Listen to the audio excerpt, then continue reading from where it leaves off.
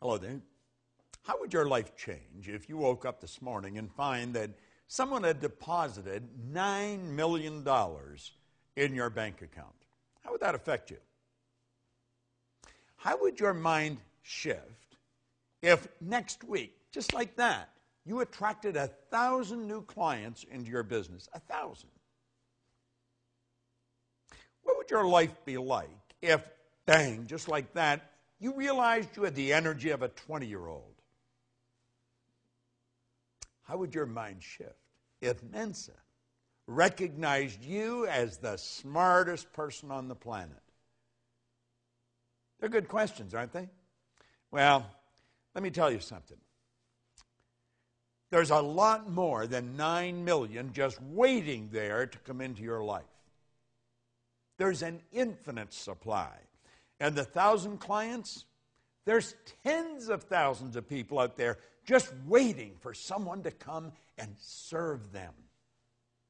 And the 20-year-old energy, do you know all the energy there ever was or ever will be is 100% evenly present in all places at the same time. No one gets energy. Everyone releases energy. And desire is the triggering mechanism that releases energy. And as far as being the smartest, hey, listen. The smartest sometimes are not the most effective. Being smart isn't the answer. Being effective is the answer. Did you know that all the knowledge there ever was or ever will be is 100% evenly present in all places at the same time?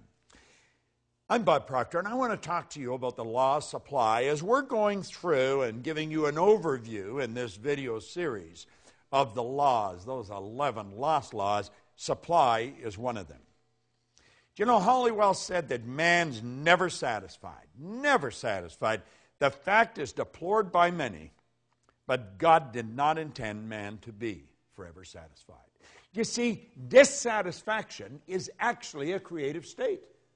That's right. There's a lot of people that mix up satisfaction and happiness. You can be very happy and very dissatisfied. I am never satisfied with the results that we get in our company. Any of the companies that we have. I'm happy with them, but never satisfied. See, dissatisfaction is a creative state.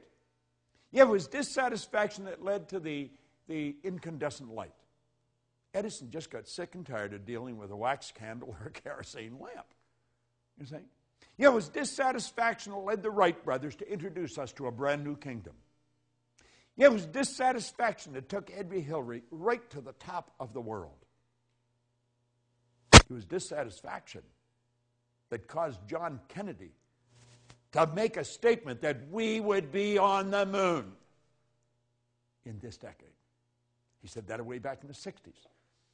Now, I hope you are dissatisfied. And if you're not, well, I'm going to say a quiet prayer for you. See, we believe, therefore, that it is right and good for people to seek to gratify all pure desires and ambitions. Now, I know there's a lot of people that don't agree with that, but they don't agree with a lot of things. But you're going to find out the small select group of people that really understand these laws, understand there is an infinite source of supply. Everything comes from one infinite source. Everything's made from the same. The difficulty with some is that they can more easily look to the creature as the source of their substance than to the Creator. Just beyond the average person's grasp. We don't really believe that God is the source of our substance. Now, when we start to believe it, I think it starts to happen. Let me share something with you that I read a long time ago. Dr. Wernher von Braun was one of the greatest scientists that ever lived. He's considered by many as the father of the space program.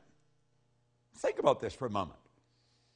He said after studying this now before I mention this, let me also mention that for a long time, science and religion were antagonistic. They just could not come together. But they since have come together. Now, von Braun said that after years of studying the spectacular mysteries of the cosmos, he was led into a firm belief in the existence of God. Now, I'm not trying to turn this into a religious dissertation. I am just mentioning my own personal belief after studying these laws for very close to 50 years. I see the law as the uniform and orderly method of the omnipotent God. A law is something that happens every time with every person everywhere. And everyone that has accomplished anything will be quick to tell you this. See, as we look back, everybody loves a dead genius. They really do. But you know, all of these great geniuses from history that we look at, they were considered geniuses when they were alive. The Wright brothers were considered real heretics. They really were.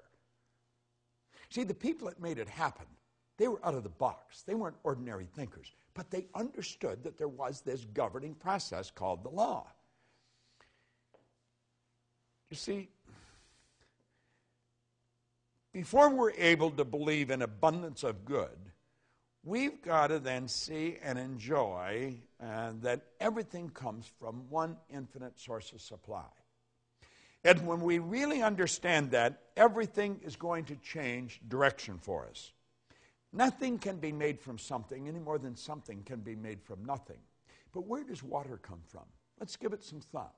If we went outside on a nice clear day and stood there with a cup, just stood there, and we were patient, and we stayed there long enough, do you know that that cup would fill with water?